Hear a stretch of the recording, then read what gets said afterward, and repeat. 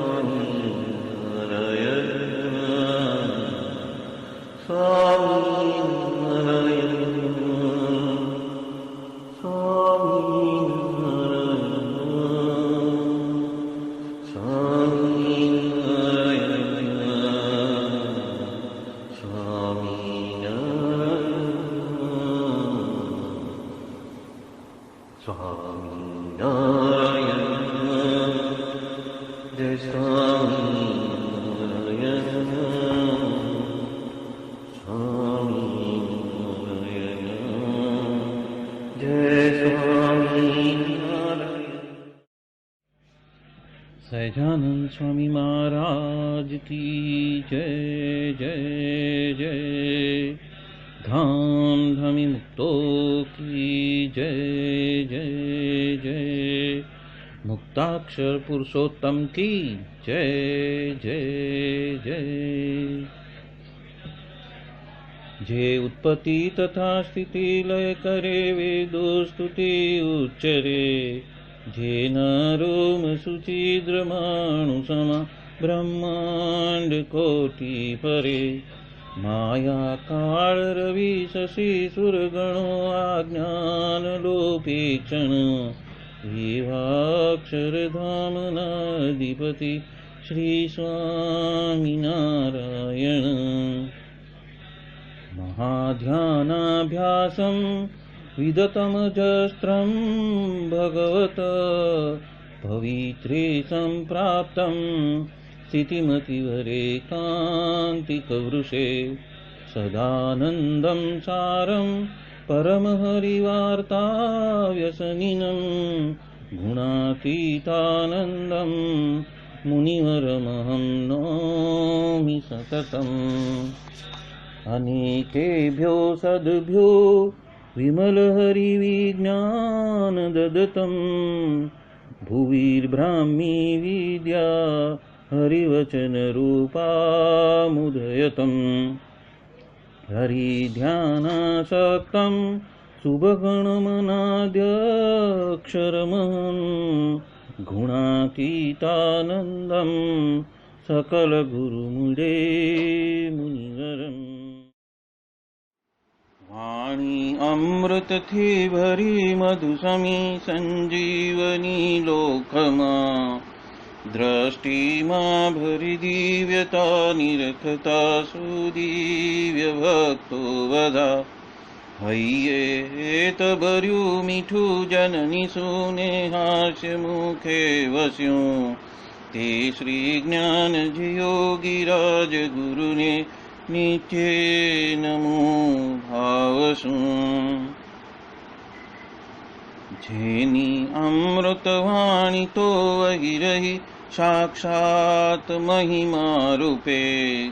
Jenny Brahmi स्थिति अहोलिन करे शुभव्यक्षर पदे शरणागत निज अल्प जीव सहुना श्रेयार्थ तत्पर रहे काका स्नेहल सिंधु दिव्य विभुने हयो तो वंदन करे।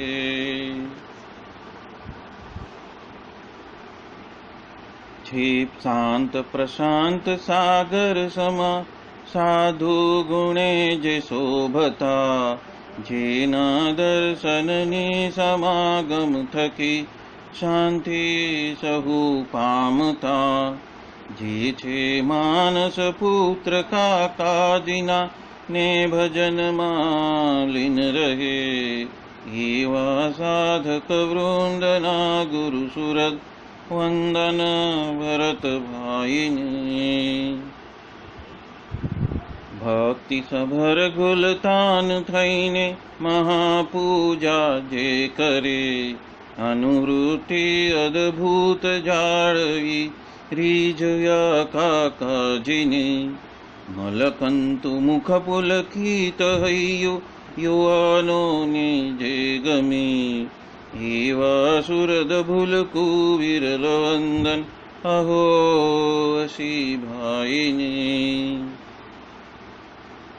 ब्रह्म रूप निज ने मानता वळी श्रीजी हइये धारता जे मस्त रही ने प्रभु भजन मा सुरद भाव धारता महिमा सभर दासत्व छल के जीवन माछे सहजता काका स्वरूप दिन कर विभु संभारवा मा धन्यता।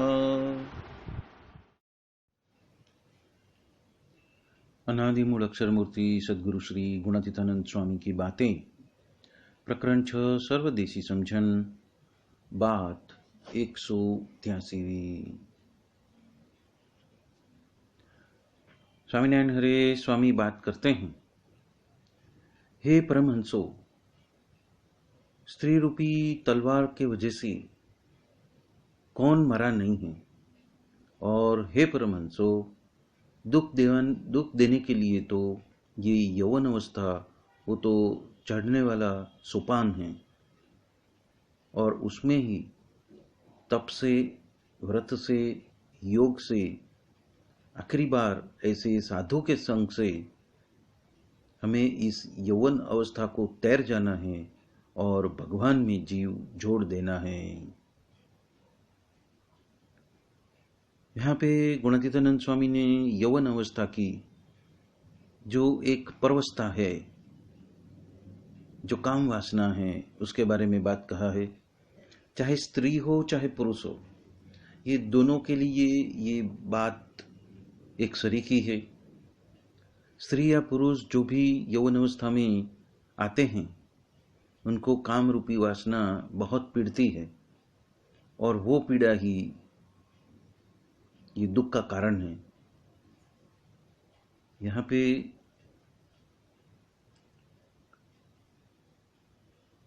यौवन अवस्था की वजह से जो शारीरिक बल और आहार का प्रमाण ज़्यादा होने की वजह से, उपरांत अवस्था का स्वयं का सबसे ज़्यादा प्रभाव होने की वजह से काम वासना की प्रबलता ज़्यादा हो जाती है। इसके बारे में वचनामृत लोया 8 में श्रीजी महाराज समझाते हैं कि बाल्य अवस्था में तो आहार कम होता है, इसलिए काम वासना भी कम उठती है, और वृद्धावस्था में भी आहार कम हो जाता है, इसलिए काम वासना भी कम हो जाती है, और यौवन अवस्था में आहार की वृद्धि होने की वजह से काम की भी वृत्ति, काम वासना की भी वृद्धि हो जाती है। यही वासना को अंतःशत्रु कहलाता है। जब शत्रु का बल ज़्यादा हो तब स्वयं को दुख का अनुभव ज़्यादा होता है। उसी रीत से काम का जो बल जब प्रबल हो जाता है तो उसकी पीड़ा भी ज़्यादा होती है। उस वजह से स्वामी ने भी युवा अवस्था स्वयं ही ज़्यादा दुख देने वाला जीवन का समय बताया है। युवान अवस्था प्रबल काम को जीतने के लिए जो उपाय है वहाँ पे स्वामी ऐसे काम वासना को वश करने के लिए उपाय बता रहे हैं। पहला है कि तप और व्रत द्वारा देह बल को घटाना। दूसरा है अष्टांग योग द्वारा तन और मन को वश में रखना। तीसरा है ऐसे साधु यानी कि जो प्रकट सत्पुरुष है, ऐसे गुरु का प्रसंग करना, मतलब गुरु हरि का प्रसंग करना जो हमें दीक्षा देते हैं, ऐसे गुरु हरि का प्रसंग करना। और चौथा है भगवान में जीव को जोड़ देना। इसके बारे में श्री जी महाराज स्वयं वचनामृत लोया 8 में समझाते हैं कि यदि यौवन अवस्था में आहार कम कर देते हैं तो देह के वजह से तो शीत है, उष्ण है, बारिश है, भूख है, उसको तो जानबूझकर उसको सहन करना है। और जो ऐसा जो चिंतन मनन रखता है, सोच समझ रखता है, उसके लिए और जो बड़े बड़े साधु का समागम रख लेता है तो उसको यौवन अवस्था में भी जो काम वासना है वो मंद हो जाती है। यहाँ पे गुणातीतानंद स्वामी ने उनके सम्मुख जो पधारे हुए ऐसे जो उनके साधु, जिसको परमहंस कहा जाता है, उनके बारे में, उनकी यौवन अवस्था के बारे में बातें की है कि ये यौवन अवस्था में जिन्होंने तप का, व्रत का और योग के माध्यम से और अभी इस जन्म में ऐसे साधु के संबंध के प्रयोजन से ये यौवन अवस्था का जो दुर्गुण है, या तो यौवन अवस्था की जो कमजोरी है, या तो फिर यौवन अवस्था में जो पीड़ाएं भुगतनी पड़ती है, उससे पार होने के लिए गुणातीतानंद स्वामी ने भगवान में जीव जोड़ने की बात यहाँ पे बताई है। ये जो बातें हैं वो गुणातीतानंद स्वामी जीव दशा के जानते हुए, अंतर्यामी होते हुए, ये सारी जो दुर्बलता है, ये सारे जो दुर्गुण हैं, या तो जीव के जो दोष हैं, और उस दोष से लड़कर जितने की अपेक्षा होने के बावजूद उनका जो बल है उसमें जो कमी है उसको बढ़ाने के लिए यहाँ पे उपाय बताए हैं। और ये उपाय के प्रयोजन से गुणातीतानंद स्वामी उनको सजग करना चाहते हैं कि हमें किस किस बातों से बचना है, स्त्री को पुरुष से और पुरुष को स्त्री से कैसे बचना है, और उस बचने के वजह से और दूसरे कौन से उपायों के वजह से हम ये युवावस्था की जो पीड़ा है उसको हम कम कर सकते हैं या तो नैवत कर सकते हैं, और हम भगवान में किस तरह से हम जीव को जुड़ सकते हैं उसकी बात यहाँ पे गुणातीतानंद स्वामी ने बताई हुई है। प्रकरण 6 की 191वीं बात में भी गुणातीतानंद स्वामी बता रहे हैं कि सुख जी को देखकर गोपियों ने वस्त्र धारण नहीं किया, पर व्यास जी को देखा वैसे तुरंत ही उन्होंने वस्त्र धारण कर लिए, क्योंकि सुख जी को तो स्त्री पुरुष का भाव ही नहीं था।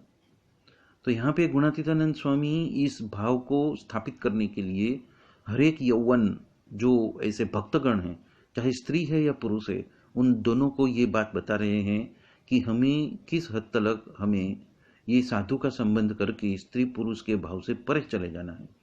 और इसीलिए वो कहते हैं कि स्थूल, सूक्ष्म और कारण, ये तीनों से तो बारंबार हमें अलग ही पड़ जाना है, और ऐसी भावना से यदि हम रह सकते हैं तो प्रकृति पुरुष पर्यंत सब कुछ उसमें आ गया, और उसके पर जो गुणातीत ऐसा जो स्वरूप है वो अपना हो जाएगा। और आगे कहते हैं कि जिस तरह से असद वासनाओं का त्याग करते हैं, उसी तरह सद्वासनाओं का भी त्याग करना है, और ये जब आप त्याग करते हो तो हमारा काम पूर्ण हो जाएगा। ये बात यहाँ पे गुणातीतानंद स्वामी बता रहे हैं। प्रकरण 3 की 20वीं बात में भी गुणातीतानंद स्वामी कहते हैं जब एक हरिभक्त प्रश्न पूछते हैं कि हृदय में ठंडक कैसे होती है, मतलब कि काम वासना क्रोध लोभ की जो ज्वाला जल रही है, जो षड रिपु की ज्वाला जो हृदय में जल रही है, वहाँ पे हमें शांता और शांति कैसे मिले। तब स्वामी कहते हैं कि टाढ़क तो तभी ही मिलेगी जब भगवान के सामने हम देखते रहेंगे, और तब जब बड़े बड़े साधु के सामने हम देखते रहेंगे तभी वो अंतर में टाढ़क बरकरार हो सकती है। उसी तरह ये जो संपूर्ण सत्संग तो महाराज का शरीर है, पर जो बड़े बड़े एकांतिक साधु है उसके माध्यम से तो महाराज अखंड बसे हुए हैं, उसको चिपक जाएंगे तभी ही उसको महाराज का सुख आने वाला है। जिस तरह से गाय के आंचल में से दूध आता है, उसी तरह। प्रकरण 3 की 22वीं बात में गुणातीतानंद स्वामी बता रहे हैं, बड़े साधु की समझ में तो महाराज की मूर्ति के बिना प्रकृति पर्यंत सुधी सब कुछ घासफूस ही है, पर वो सब में तो कोई भी लाभ उनको प्रतीत ही नहीं होता। और आपने इतनी सारा समय ऐसे साधु के दर्शन और बातों बातों को छोड़कर आपने क्या कमाई की, और ऐसा कहकर बुद्धि का जो लोड था वो टाल दिया। प्रकरण 3 की 28वीं बात में गुणातीतानंद स्वामी कहते हैं कि महाराज की मूर्ति के बिना और ये साधु के बिना तो प्रकृति पर तलक सब कुछ राख के ही पड़ी के जैसा है, राख का ही ढेर है। कैसी भी मूर्ति को रखकर आपको यदि पसंद पड़े तो कोई भी मूर्ति को रखकर देवता के लोक में चले जाओ, या तो ईश्वर कोटि के लोक में चले जाओ, और आपको पसंद हो तो पुरुष कोटि के लोक में भी चले जाओ, पर महाराज की मूर्ति के बिना और ये साधु के बिना तो सुख या शांति कहाँ पे भी नहीं है। और ऐसा कहकर उन्होंने एक पद बताया, सुरपुर नरपुर नागपुर ये तीन में सुख नाही, का सुख हरि के चरण में, का संतन के माही। प्रकरण 4 की 15वीं बात में गुणातीतानंद स्वामी कह रहे हैं कि प्रकट भगवान तो मिले हैं, उस वजह से परिपूर्ण कल्याण मानना है, पर अधूरा मानना नहीं है। और साधन तो करते रहना अथवा तो साधु होना है, तो उसमें तो सारा विघ्न नहीं हो उसके लिए है। पर उपासना की दृढ़ता रखकर यदि आप चिपके रहोगे तो आप पार हो जाओगे, और संत में भगवान बसे हैं, उसकी सेवा यदि आप करते हैं तो पुरुषोत्तम भगवान को वो मिला देते हैं। प्रकरण 4 की 19वीं बात में गुणातीतानंद स्वामी बता रहे हैं, विषय के त्याग की तो बहुत कपरी बातें कही है, और कहते हैं कि महाराज कहते थे कि गृहस्थ की तरफ से तो मुझे सुख से नींद आ जाती है, पर जो अकेले पुरुष है और पति के बिना की जो स्त्रियां हैं उसके तरफ से तो मुझे नींद ही नहीं आती। प्रकरण 4 की 51वीं बात में गुणातीतानंद स्वामी कह रहे हैं, यदि पापी जीव के साथ में व्यवहार किया और उसका गुण आ गया तो 60,000 साल का जो पुण्य है वो चला जाता है, और यदि ये साधु का संबंध किया और उनके गुण आ गए तो 60,000 साल का जो पाप है वो तो जल जाता है और अनंत पुण्य का उदय होता है। प्रकरण 4 की 77वीं बात में गुणातीतानंद स्वामी बता रहे हैं, संग 3 प्रकार का है, उसमें जिसे विषय वासना का संकल्प न हो वो उत्तम है, और जो विषय वासना को दबाकर आज्ञा में प्रवर्तमान होता हो वो मध्यम है, और यदि आज्ञा का लोप कर देता हो तो वो अधम है।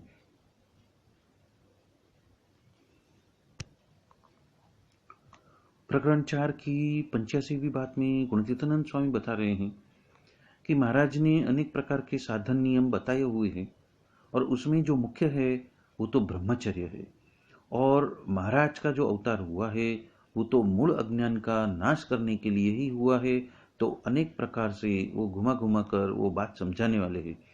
तो वो मूल अज्ञान वो तो तृण देह से अलग ऐसा अपना स्वरूप समझकर भक्ति नहीं करना, वही है वो मूल अज्ञान है। और ये बात करोड़ जन्म धारण करने पर समझ में नहीं आएगी। इसीलिए बड़े साधु जो समझाते हैं तब हमें समझ में वो ऐसी बातें आ जाती है। प्रकरण 4 की 130वीं बात में गुणातीतानंद स्वामी बता रहे हैं, भगवान की मूर्ति, भगवान के साधु और भगवान की आज्ञा, ये तीनों बात में ही हमें लाभ है, ऐसा अन्य कोई बात में लाभ नहीं है।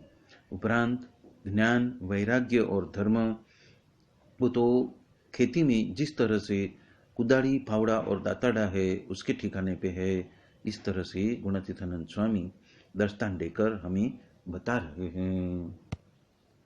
प्रकरण 4 की 139वीं बात में गुणातीतानंद स्वामी बता रहे हैं कि महाराज ने विषय वासना टालने के लिए बात करते हुए कहा कि सुखमुनि ने कहा है कि हे महाराज, आप मिले हो, फिर अब वासना का क्या भार है? तब महाराज कहने लगे कि मैं मिला हूँ उसके वजह से तो आपकी रक्षा तो मैं करूँगा ही, पर जब तलक वासना होएगी तब तलक आपको जो फड़का है वो मिटने वाला नहीं है, इसलिए निर्वासनिक हो जाना। और उसके लिए उन्होंने दृष्टांत दिया कि यदि कोई पुरुष सोया हुआ हो और उसके ऊपर सर्प आके गिर जाए, तत्पश्चात दूसरा जो पुरुष है वो उसकी रक्षा करता है, पर जो सोने वाला था उसको तो थोड़ी घबराहट परेशानी तो होगी सही। उसी तरह मैं आप सबकी रक्षा तो मैं करूँगा, पर वासना जब तलक होएगी तब तलक आपको परेशानी या तकलीफ या पीड़ा तो आपकी मिटने वाली नहीं है, इसीलिए निर्वासनिक रहना। प्रकरण 9 की 119वीं बात में गुणातीतानंद स्वामी बता रहे हैं कि अन्य विषय वासनाओं का तो त्याग हो जाता है, पर अन्न का रसास्वाद लेना और स्त्री के प्रति जो हमारा भाव है वो अभाव में तो परिवर्तित कोई दी होने वाला नहीं है। और ये दो बातें तो जड़ मूड है जीव के पतन का, और ये जो पतन है वो संग के वजह से तो जीव का बहुत ही बुंडा हो जाता है। प्रकरण 9 की 121वीं बात में गुणातीतानंद स्वामी कहते हैं कि प्रातःकाल में जो जो क्रिया करते हैं वो तो स्वात्विक हो जाती है, इसलिए उस समय में भगवान को याद कर लेना और सत्शास्त्र का व्यसन रखे बिना तो जड़ता आ जाती है। और उसके वजह से प्रथम में मतलब शुरुआत में जो लगनी होती है ऐसी बाकी बचती नहीं है बाद में, और तत्पश्चात तो धीरे धीरे उसका अंत भी आ जाता है। इसलिए भगवान के बिना तो अन्य में सुख नहीं है ऐसा जानकर 2-3 साल तक तो साधु का जोग न हो तो सत्संग टल जाता है। इसलिए यदि आप खबरदार मतलब सावचेत सावधान नहीं रहेंगे तो जिस तरह से शिरडी का जो कुचा रहता है वो सब उसको निकाल कर फेंक देते हैं, उसी तरह जो पंच विषय है वो तो हमें भी चूस कर हमें किधर और धकेल देंगे।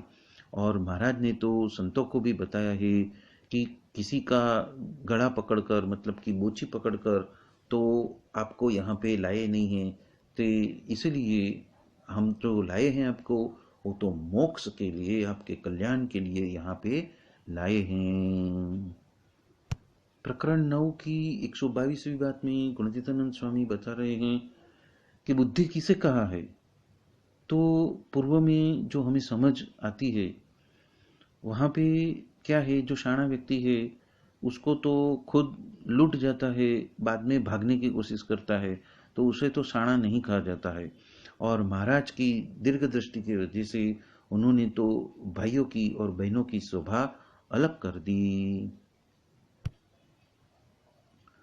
प्रकरण 9 की 131वीं बात में गुणातीतानंद स्वामी एक रहस्य की बात बताते हैं। वो क्या है? जो मानी होता है मतलब कि घमंडी होता है, अहंकार के साथ में जो जीता है, वो यदि उपवास करता है तो उसका तमोगुण बढ़ जाता है। और इसलिए काम जीतने का उपाय तो अलग है, और लोभ जीतने का उपाय अलग है, और मान जीतने का उपाय भी अलग है। इसी तरीके से सबका उपाय अलग अलग है। और उपरांत 132वीं बात में कहते हैं, जहाँ भगवान होते हैं और सत्संग होता है वहाँ तो अविद्या आती है। इसलिए यदि आपने गाफलाई रखी तो उसका जो संपूर्ण जो देह मंदिर है, और यदि कोई विषय में आसक्ति हो जाती है तो रजस और तमस बढ़ जाते हैं, वो तो आंख में धूल पड़ने के माफिक है। इसीलिए सावधान होने की बात यहाँ पे गुणातीतानंद स्वामी बता रहे हैं। प्रकरण 9 की 124वीं बात में गुणातीतानंद स्वामी बता रहे हैं कि हठ योग वगैरह करते रहना और उस देह के वजह से तो विषय जो है वो भुगतना नहीं, ऐसा ठहराव करके रख देना। सूरत में 2 साल तक हमने झूली मांगी और बुरहानपुर में रात होते ही गावना हो जाते थे और उसमें तो कोई बचते नहीं थे, मतलब कि जो रात पड़ते ही सब वहाँ पे भवाई वगैरह होती थी, उसमें कोई बच नहीं पाता था। और जिसने द्रव्य में, खाने पीने में, मान मर्तबा में या तो स्त्री में सुख माना है, वो तो उसको तो महाराज उसको पशु ही कह रहे हैं। तत्पश्चात पृथ्वी का फटने का और सैरों का मध्य का 47वां वचनामृत पढ़वाया सबको। प्रकरण 9 की 261वीं बात में गुणातीतानंद स्वामी बता रहे हैं कि साधु का सहवास होता है तब भगवान की बाजू का जो हमारा निश्चय है वो दृढ़ होता है, पर मनुष्य भाव यदि रह जाता है तो वृद्धि प्राप्त नहीं होती है। और इस वक्त तो जो देश काल प्रवर्तमान है, ऐसी बातें हैं और ऐसे साधु तो बहुत ही दुर्लभ है। ऐसे साधु और ऐसे ये भगवान इस ब्रह्मांड में कभी आए नहीं हैं और कभी आने वाले भी नहीं हैं।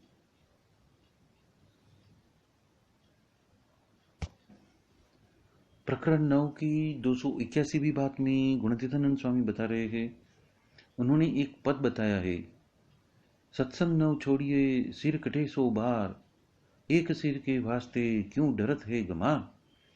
कहाँ तो कोहरा तल भला, कहाँ लीजे तेल कढ़ाई, अध कचरी धाणी बुरी बेकोर सी जाए। मतलब कि मूल तो कट चुके हैं, पर घोरी मूल वो अभी भी बचे हुए हैं। विषय के जो राग है वही घोरी मूल है, वो तो एकांतिक के विश्वास के वजह से ही कट सकते हैं। इसलिए जिनको जो दोष का त्याग करना है उसे तो एकांतिक मानी के ऐसे साधु के आगे दिन हो जाना, दास हो जाना। प्रकरण 9 की 286वीं बात में गुणातीतानंद स्वामी बता रहे हैं, संवत 1918 के सावनवदी अष्टमी के दिन स्वामी बात कर रहे हैं, हमेशा एक टंक ही खाना नहीं खा सकते और व्रत भी करते नहीं हैं, पछी कैसी तरह से शुद्ध रह सकते हैं और मन भी किस तरह से स्थिर रह पाएगा। 3 देह का नाश करके भजन करना है, हिलना भी नहीं, संकल्प भी करना नहीं, सोना भी नहीं है और तत्पश्चात भजन करना। व्यवहार का और इस लोक का तो लेन देन बहुत जुना है, और एक टंक खाना खाना और जीभ अखंड से रटन करना, एक टाना खाने से तो सात्विक तप कहलाता है। आँख कान आदि नियम में यदि नहीं रहेंगे तो दुख होएगा, और एक सात्विक तप न होता है तो दूसरा जो 3 देह है उसको तो घसारा लगने वाला है, ऐसा भजन होता ही नहीं है। सभी को पूज्य हो गए पर खुद के हइये में ही शांति नहीं। इसलिए कहते हैं कि साधु हुए बिना तो शांति होने वाला नहीं है। हम सब संसार छोड़ के आए हैं और तब सन्यासी हुए हैं, वो तो सब देखाव मात्र है, पर सन्यासी की जो दिशा है, जो उसका मूल लक्ष्य है, वो तो हमने अभी पकड़ी नहीं है। वो तो जब स्त्री और धन का अतिशय त्याग होएगा और हइया में उसका अंकुर भी नहीं उठेगा, तब तो पूरा सन्यासी कहा जाता है। और तत्पश्चात परमहंस होना, तो परमहंस किसको कहते हैं, तो कि स्थूल, सूक्ष्म और कारण, ये तीनों जो देह है उसको जागृत, स्वप्न और सुषुप्ति, ये तीनों अवस्था है। उपरांत जो रजोगुण, तमोगुण और सत्वगुण, वो सभी से व्यतिरेक ऐसा जो स्वयं का जीवात्मा, उसको अलग मानकर अक्षर रूप होकर महाराज का ध्यान करता है, तब ही परमहंस कहलाता है। निजात्मनम ब्रह्म रूपम, इस श्लोक में बताया है कि ऐसा यदि हम नहीं होते हैं तब तलक तो हमारे अंदर अभी भी कसर है, विषय वासना के अंकुर अभी भी बाकी है और हमारा संपूर्ण कल्याण अभी भी बाकी है। प्रकरण 9 की 293वीं बात में गुणतीतानंद स्वामी बता रहे हैं, इस देह की वजह से तो भजन सुमिरन कर लेना है। जिस तरह गन्ने में से हम गुड़ निकाल लेते हैं, उसी तरह देह में ये तुलसी अर्पण इस तरह से कर देना कि अर्थ साध्यामी व देह पात्यामी, इस देह में जैसी आत्मबुद्धि है ऐसी भगवती में आत्मबुद्धि कर लेनी और लेश मात्र भी आज्ञा में फर्क होने देना नहीं। ये बात यहाँ पे गुणतीतानंद स्वामी बता रहे हैं। प्रकरण 9 की 300वीं बात में गुणतीतानंद स्वामी कहते हैं कि हम इतनी सारी बातें करते हैं फिर भी बहुत थोड़े बहुत ही नियम का पालन होता है, और जिस तरह से विषय का चिंतन मनन होता है तो समय आने पर वो तो भेड़ा जो सहन करना है या तो जो कड़ी परीक्षा सहन करनी है वो तो सहन कर नहीं सकेंगे। और ये साधु तो पदार्थ अपने पास में रखते नहीं हैं, तो हमारा जो बड़प्पन है वो तो धर्म के वजह से है। और सभी भगवती के आगे यदि हम हाथ जोड़ के हम बोलते हैं और साधु के समागम के बिना तो दोष टलने वाले नहीं हैं और कहे बिना तो समझ में भी आने वाले नहीं हैं। इसीलिए सभी संतों के आगे दिन अधीन हो जाना। यहाँ पे हरिभक्त 100 रुपया लेके आता है और उसको मान देते हैं तो 200 बार वो चरण स्पर्श करता है, और मान हम देते हैं तो 50 बार और ज़्यादा तो सिर्फ 50 बार देते हैं। तो बड़े साधु में जो जुड़ चुका है उसका ही उद्धार होएगा। व्यवहार में तो जस भी मिले और अपजस भी मिलते हैं, माटे उसके तो प्रति अनादर करते रहना और उसमें तो दुख ही है। इसीलिए कल्याण के खप को बढ़ाते रहना, बढ़ाते रहना, बढ़ाते रहना, उसके जैसा बुद्धिमान कोई है नहीं। जिस तरह से राजा के 7 अंग है उसी तरह सत्संग में भी मंदिर, आचार्य, सत्संगी, साधु और शास्त्र वो 5 अंग है, वो समझ के रखना। प्रकरण 13 की 38वीं बात में गुणतीतानंद स्वामी बता रहे हैं, भगवती है उसके तो सब कुछ शुद्ध रखना और दाल चावल के लिए ही व्यवहार करना, पर मुख्य तो भगवान ही भज लेना। जितना नियम का पालन होएगा उतना ही अच्छा रहेगा और जैसा संग होएगा ऐसा ही रंग लगेगा, और जिसका जो संग है वो रूढ़ा है उसकी बुद्धि भी रूढ़ी हो जाएगी। और बात नंबर 39 में कहते हैं, विषय वासनाओं का चिंतन तो होता है पर आज्ञा में रहकर भुगतना चालू कर देंगे, पर आखिर में तो उसका त्याग ही करना है। वो अचल सिद्धांत है। महाराज अंधेरे में यदि बैठे हैं और हमारे तेज की वजह से महाराज का दर्शन हो जाता है तो ऐसा समझना कि महाराज का दिया हुआ ही मेरे में से निकल रहा है, उसका नाम भक्ति कहलाती है, क्योंकि महाराज प्रकाश लीन करके बैठे हुए हैं। प्रकरण 13 की 44वीं बात में गुणातीतानंद स्वामी बता रहे हैं, इस जीव को तो ज्ञान अभी मिला नहीं है और वो देह के सुख को ही ढूंढता फिरता है, और जीव को जिस वक्त विषय मिल जाता है तो वो बहक जाता है। प्रकरण 13 की 45वीं बात में भी गुणतीतानंद स्वामी कहते हैं, बहुत सारी बातों की ज्ञानी को पता चल जाता है, इसीलिए जो ज्ञानी होते हैं उसे तो जो मोह माया के जो मूल है उसको फेंक देना है और प्रभु को भज लेना है। खाई खाई को तृप्त खा खा कर जो तृप्त होता है वो तो खा के सो जाता है और तब उसको तत्पश्चात उसको तो स्त्री की ही याद आ जाती है। पर जीव तो ऐसा बंध चुका है कि विषय वासना को रखता ही नहीं है। ऐसी बातें हम जब करते हैं तब लील के माफक होती है। मंदिर, साधु और सत्संगी से उदासी यदि बनी रहती है तो क्लेश के ढग हो जाएंगे। इसीलिए ये बातें यदि हम कहेंगे नहीं तो किसी को समझ में भी आने वाली नहीं है। प्रकरण 14 की दूसरी बात में गुणातीतानंद स्वामी कहते हैं कि पंच विषय का तो वलवलाट होते रहता है, वो मिटता ही नहीं है, और उसके वजह से मान में या तो स्वाद में वो पिटते ही रहता है और तभी ही वो मार्ग को छोड़ जाता है। इसीलिए आगे से ही ठहराव करके ही जाना कि सत्संग में से किसी प्रकार से हम गिरे नहीं। और बात 3 में बताते हैं कि जीव को तो मान और स्वाद बढ़ाने को आता है पर घटाने को आता नहीं है, वो ऐसे साधु के संबंध से सीख लेना। प्रकरण 1 की 9वीं बात में गुणतीतानंद स्वामी बता रहे हैं, संसार को त्याग करके होता है तब तो दुख मात्र उसके टल के वो सुखिया हो जाता है, पर त्यागी हुए है पर वासना का तो दुख पीछे पीछे ही आता है। तो वो वासना क्या रहती है, तो कि लोभ की, काम की, स्वाद की, स्नेह की और मान की ये वासना रहती है। और जैसे जैसे इस वासना को वो टालते जाता है वैसे वैसे वो सुखिया होते जाता है। उपरांत बात 10 में भी बताई है कि इंद्रिया, अंतकरण वो सब तो कुसंगी है और जैसे जैसे विषयों का जोग होते जाता है वैसे वैसे उसके स्वरूप होते जाता है और ऐसा ही उसका स्वभाव भी है। और उन्हें भगवान के साधु, धर्म, ज्ञान, वैराग्य, भक्ति, महिमा, उपासना ये सभी गुण देते हैं।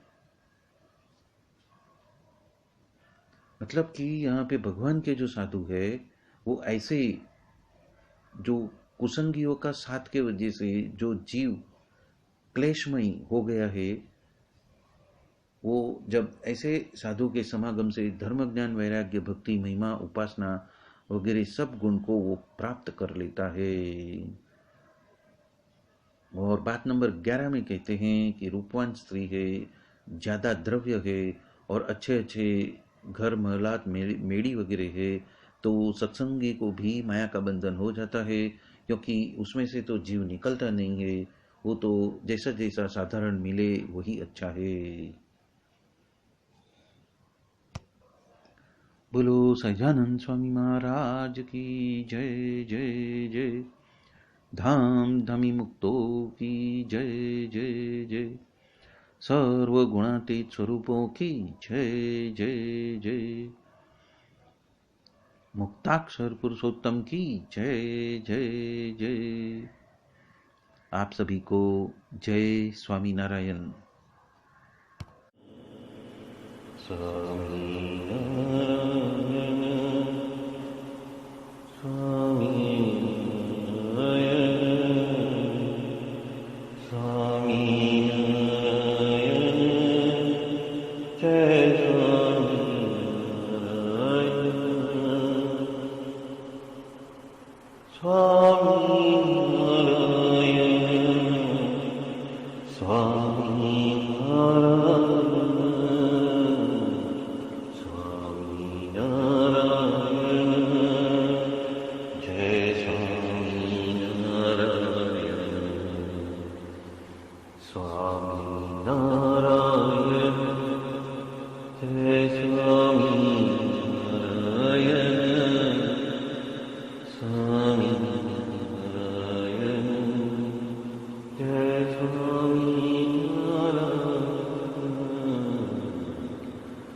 स्वामी